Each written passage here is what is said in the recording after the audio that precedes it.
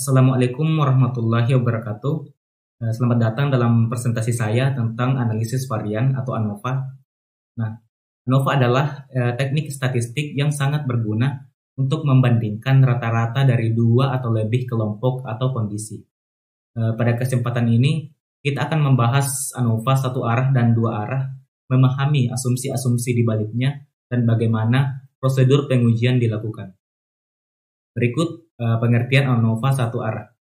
ANOVA satu arah digunakan untuk membandingkan rata-rata dari satu faktor.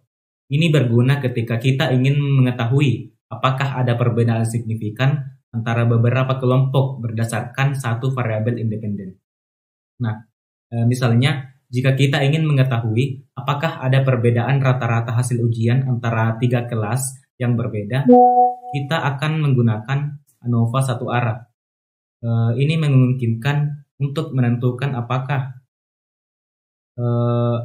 perbedaan yang kita lihat hanyalah kebetulan atau benar-benar signifikan secara statistik. Berikut beberapa asumsi-asumsi ANOVA satu arah. Nah, di sini ada 3 asumsi. Yang pertama itu data berdistribusi normal. Yang kedua, varians antar kelompok sama atau homogen. Yang ketiga, observasi antar kelompok saling bebas. Nah, sebelum kita bisa menggunakan ANOVA, kita perlu memastikan bahwa data kita memenuhi beberapa asumsi. Pertama, data harus berdistribusi normal. Kedua, varians atau kelompok harus sama, yang dikenal sebagai homogenitas varians. Terakhir, observasi antar kelompok harus saling bebas, yang berarti tidak ada pengaruh antar observasi.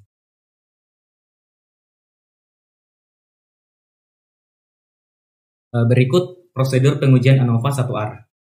Yang pertama itu adalah hipotesis, yaitu merumuskan hipotesis nol dan hipotesis alternatif. Yang kedua, perhitungan, yaitu menghitung nilai F berdasarkan data sampel. Yang ketiga, pengambilan keputusan, yaitu membandingkan nilai F dengan nilai kritis F tabel. Yaitu prosedur pengujian ANOVA atau satu arah.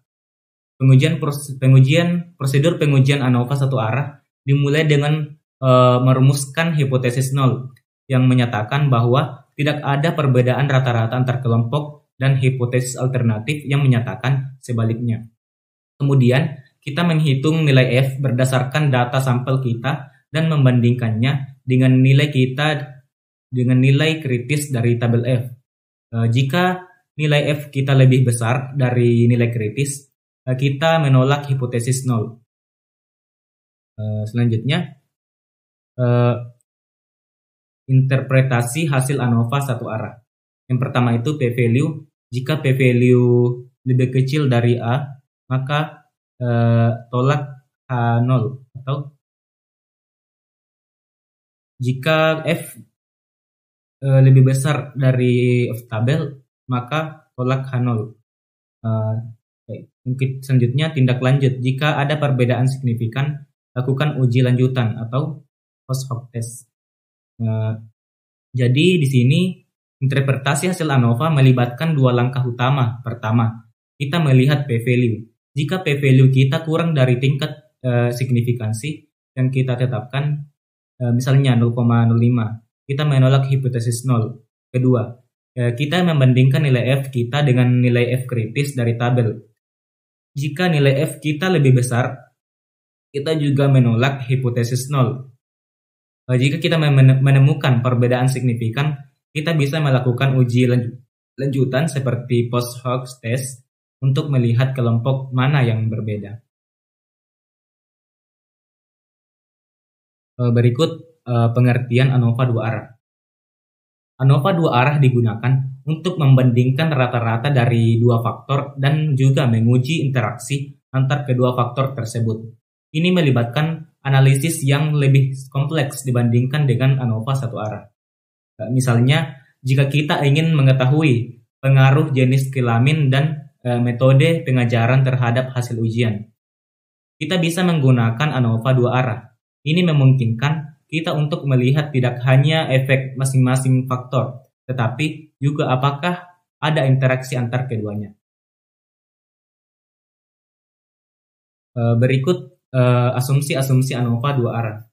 Yang pertama itu data berdistribusi normal, yang kedua varians antar kelompok sama atau homogen, yang ketiga observasi antar kelompok atau saling bebas.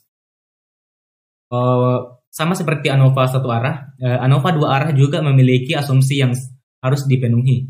Data harus berdistribusi normal, varians antar kelompok harus homogen, dan observasi antar kelompok harus saling bebas. Selanjutnya, prosedur pengujian ANOVA dua arah. Yang pertama itu hipotesis, yaitu merumuskan hipotesis nol dan alternatif untuk dua faktor dan interaksi. Yang kedua perhitungan, yaitu menghitung nilai F untuk dua faktor dan interaksi. Yang ketiga pengambilan keputusan, membandingkan nilai F dengan nilai kritis F tabel. Untuk ANOVA dua arah, kita merumuskan hipotesis nol dan alternatif untuk kedua faktor dan interaksinya. Kemudian, kita menghitung nilai F untuk kedua faktor dan interaksi antar keduanya. Terakhir, kita bandingkan nilai F kita dengan nilai kritis dari tabel F. Itulah konsep dasar dan prosedur pengujian untuk ANOVA satu arah dan dua arah.